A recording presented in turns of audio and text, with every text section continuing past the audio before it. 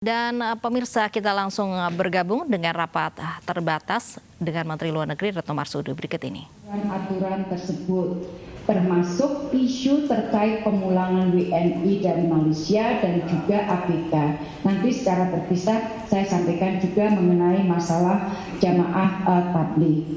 Sebagaimana teman-teman ketahui bahwa dari segi jumlah, maka WNI kita yang tinggal dan bekerja di Malaysia jumlahnya sudah dapat dipastikan melebihi angka 1 juta orang.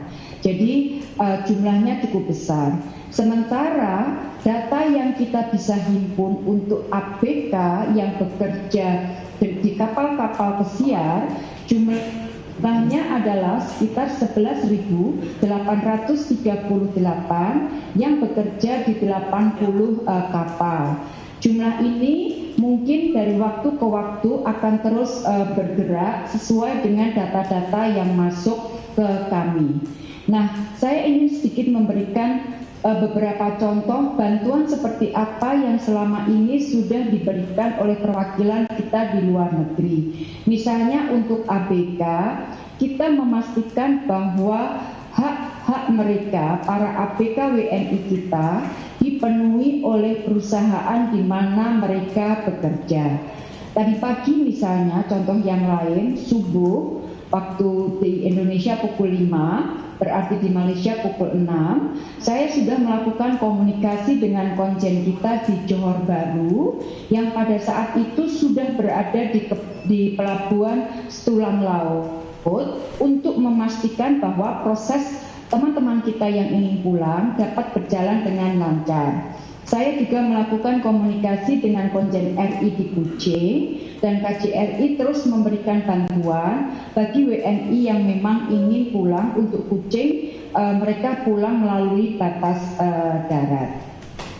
Teman-teman, mengenai jamaah tabligh, data yang kita peroleh sekali lagi, jumlah yang pasti kita tidak pernah tahu, tetapi at least dari data yang kita peroleh sampai saat ini, maka jumlah jamaah tabligh yang ada di data kita adalah sekitar 1.456 dan 731 di antaranya berada di India. Teman-teman yang saya hormati, tadi Pak Menko sudah menyampaikan mengenai protokol kesehatan yang berlaku setiba para WNI di pintu-pintu masuk di Indonesia. Maka beberapa protokol yang sudah kita berlakukan dan akan terus kita berlakukan antara lain adalah pemeriksaan kesehatan tambahan di pintu ketibaan. Yang kedua, teman-teman kita yang baru tiba wajib mengisi Health Alert Card yang disiapkan oleh Kementerian Kesehatan. Pak Menko tadi juga sudah menyampaikan bagi yang menunjukkan gejala maka akan ditangani lebih lanjut, yaitu kemudian akan dilakukan karantina secara terpisah dan ditangani lebih lanjut.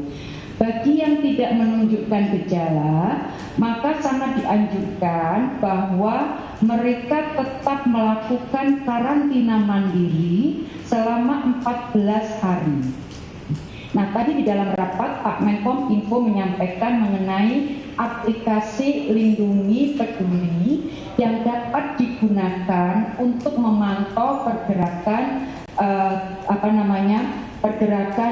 kita. Jadi aplikasi Peduli Lindungi ini mohon untuk dapat dipergunakan sekali lagi. Selain untuk menjaga kita sendiri, kita juga perlu menjaga lingkungan kita. Nah, hal lain yang sudah disampaikan oleh Pak Menko tetapi ingin sedikit saya sampaikan juga adalah bahwa di pintu-pintu masuk akan diperkuat dan diberdayakan sehingga akan mampu melakukan pengecekan kesehatan dan protokol kesehatan lainnya yang tadi saya sudah sebutkan.